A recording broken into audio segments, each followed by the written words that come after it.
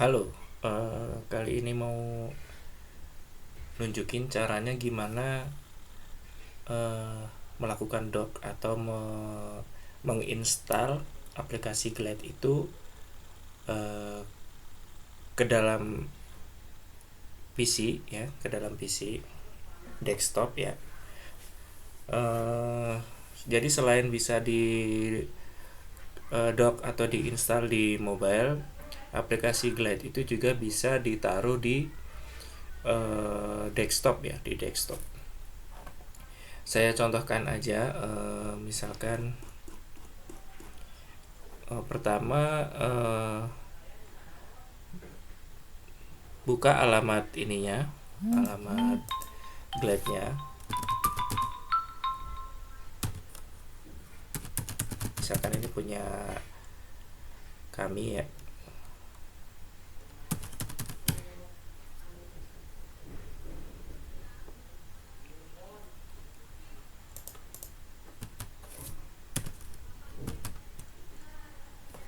Oh, salah alamatnya.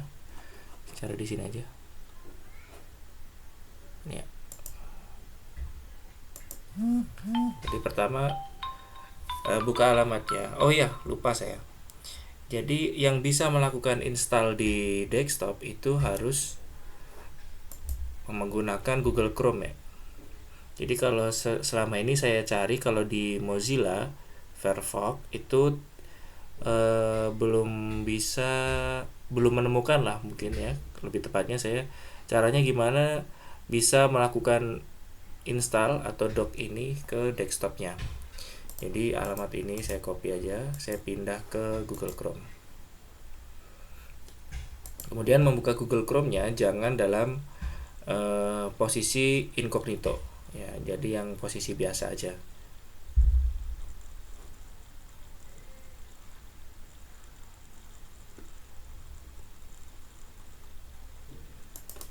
Kita tempelkan alamatnya.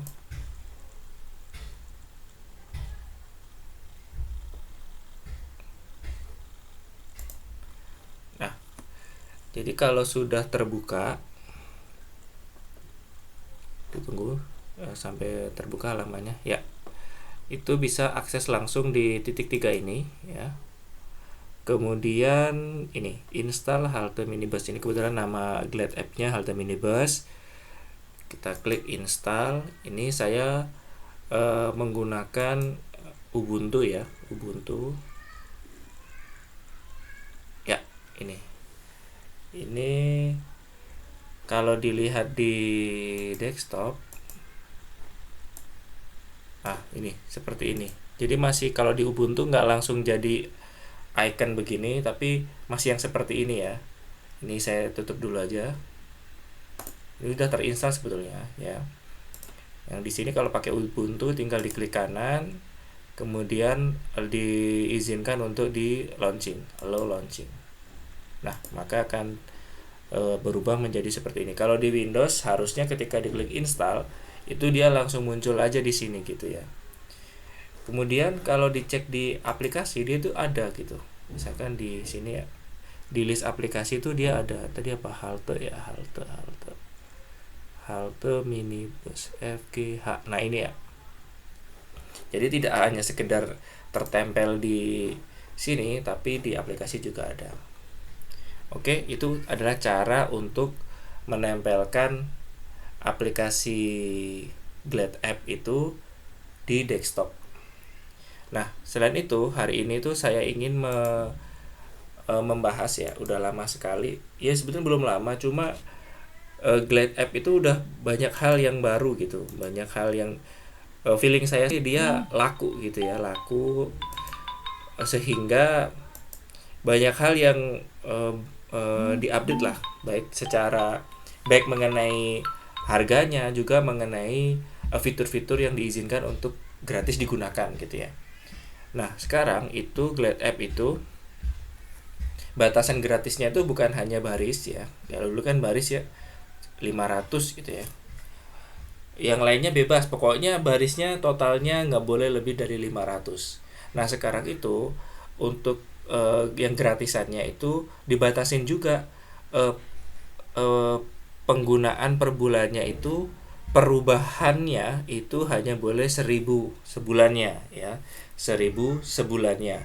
Nah, 1.000 per bulan ini tuh perubahan itu maksudnya ya baik ketika kita menambahkan ya, misalkan kalau ini diunggah ini eh, kita submit, bentuknya submit ataupun bentuknya hanya edit, pokoknya ada perubahan dan dia ada sinkronisasi itu, maka dia berubah, terhitung ada hitungannya satu gitu ya, begitu. Nah, terus kemudian karena muncul begini ya, karena ini Glad App ini dipakai sekali oleh organisasi kami, jadi kami mengamati perubahan per bulan itu bukan eh, bu, bukan 1 bulan atau 30 hari semenjak di launching, bukan. Jadi bulannya itu bulan kalender. Jadi ke setiap tanggal 1 maka dia nol lagi gitu.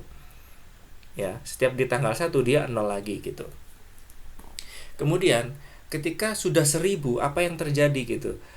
Kalau di pengamatan kami itu ketika sudah 1.000 itu masih bisa sebetulnya kita melakukan perubahan. Jadi misalkan kita mau edit, kita mau submit itu masih bisa. Hanya saja respon aplikasi Glad App yang ada di HP ataupun yang kita buka di desktop itu lambat. Jadi perubahan yang terjadi itu tidak langsung secara instan bisa kelihatan gitu. Bisa, kalau teman saya bilang itu biasanya nunggu beberapa jam gitu baru berubah gitu. Tapi datanya masuk di Google Sheet-nya berubah gitu ya. Itu. Kemudian yang dibatasin lagi adalah penggunaan Zapier.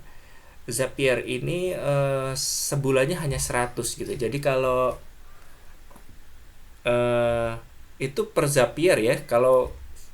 Kalau misalkan dalam suatu aplikasi itu dia menjalankan 2 fungsi Zapier, ya dua gitu. Jadi pokoknya Zapier itu dieksekusi yaitu dihitung 1 gitu.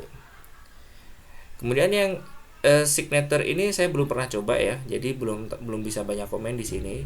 Yang jelas Glad App ini hari-hari ini itu banyak sekali perubahannya tuh dinamis sekali gitu ya. Memang mungkin cukup menjanjikan, banyak yang menggunakan ya. Jadi dari Glad App-nya pun juga harus berbenah gitu ya. Kemudian ya hal yang baru itu yang saya amati yang signifikan itu kemarin di setting ya. Setting itu tampilannya sudah dipilah-pilah ya, untuk mengatur appearance itu sendiri gitu ya. Appearance pun ada sekarang ini ya, tipografinya bisa diganti gitu, bisa dicocokin dengan tema di HP-nya. Kemudian yang lain-lain tuh udah dipisahin bagus, lebih rapi sekarang ya. Misalkan kayak mau sign in-nya itu udah sendirilah pengaturannya gitu ya. Kemudian hal yang saya lihat di komponen ya, di komponen juga ada yang baru, tapi saya belum tidak hafal ya, tapi yang jelas ada ya, seingat saya ada yang baru di sini. Oke, itu saja update tentang Glad App ya. Sekarang kalau mau pakai gratisan tolong diperhatikan penggunaannya juga gitu ya. Kalau saran saya misalkan dalam penggunaannya itu membutuhkan baris yang banyak atau perubahan yang banyak, dipisahin aja yang kecil-kecil gitu. Misalkan di level organisasi kami kan ada setingkat provinsi, ada setingkat kabupaten kota. Misalkan akan banyak perubahan atau edit sheet-nya ini akan terpakai banyak sekali dalam 1 bulan, maka lebih baik Glad App-nya dipisah-pisahin per kabupaten aja gitu. Jadi tetap bisa menggunakan free, tidak akan melebihi 1.000 per bulan. Nah, itu saja update dari saya. Semoga bermanfaat.